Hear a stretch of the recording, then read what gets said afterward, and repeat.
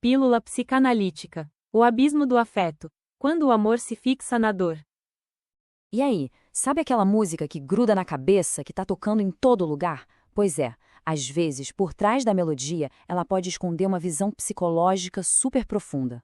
Hoje, a gente vai analisar um desses grandes sucessos para desvendar uma ideia bem complexa da psicanálise. Então, bora lá. A ideia aqui é usar essa canção como se fosse um espelho, sabe? Um espelho para a gente refletir sobre um tipo muito, mas muito específico de vínculo emocional. E olha só, o ponto de partida é essa afirmação aqui, que é bem intrigante, né? Uma frase que parece ter saído direto de um consultório de análise, mas que na verdade está falando de uma música sertaneja. Mas o que quer dizer exatamente lógica da fixação? Pois é, a música em questão é Arranhão, de Henrique e Juliano. Um sucesso que fala de um amor que já acabou, mas que deixou marcas tão profundas que parecem impossíveis de superar. E é justamente essa dinâmica que, segundo essa análise, descreve perfeitamente um padrão psicológico. Ok, então vamos entender o que está no centro de tudo isso. O que é essa tal de lógica da fixação que essa música supostamente ilustra tão bem? Bom, a fixação nesse contexto vai muito além de um simples laço com alguém. É um vínculo psicológico poderoso, não só com a outra pessoa, mas, e aqui está o pulo do gato, com o próprio sofrimento que essa relação provoca. É quase como estar preso à própria dor. Para ficar bem claro, vamos pensar assim. Um vínculo comum é aquele apego a uma pessoa. Ponto. Agora, na fixação tem um elemento a mais, e é ele que complica tudo. Eu apego à pessoa e ao sofrimento que vem junto. A dor, por mais estranho que pareça, se torna parte do que prende. Vamos aprofundar um pouco mais essa ideia, que é o coração de toda essa análise, essa conexão meio paradoxal com a própria dor. Numa dinâmica de fixação, a conexão com a outra pessoa é só o ponto de partida. É só a primeira metade da história, sabe? O verdadeiro nó da questão está em outro lugar.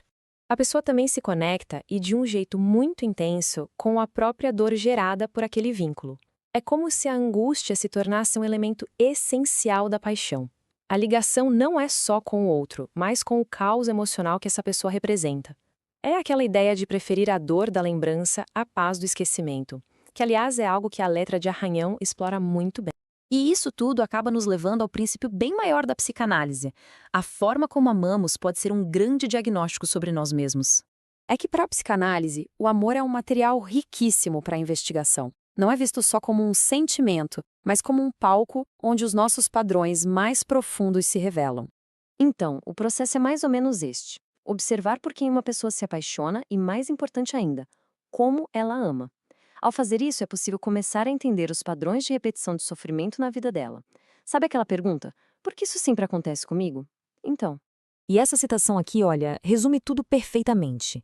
As escolhas amorosas e a maneira de se relacionar dizem muito sobre a estrutura psíquica de alguém. Elas não são aleatórias. Elas seguem uma lógica interna, muitas vezes inconsciente. E depois de explorar tudo isso, chegamos a uma pergunta final, uma reflexão que fica ecoando na mente. A pergunta que fica é: a pessoa ama o outro ou o abismo que o outro ativa nela? É uma questão que nos faz pensar muito sobre a natureza de certos vínculos passionais, como os cantados em tantos sucessos. O que realmente se busca, a pessoa ou a intensidade do sentimento, mesmo que seja um sentimento de dor? Talvez a popularidade de músicas como Arranhão já seja uma bela pista. Fica aí a reflexão.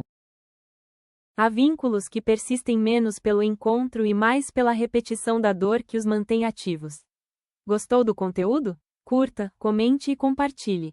Esse gesto sustenta a continuidade desta playlist de pílulas psicanalíticas.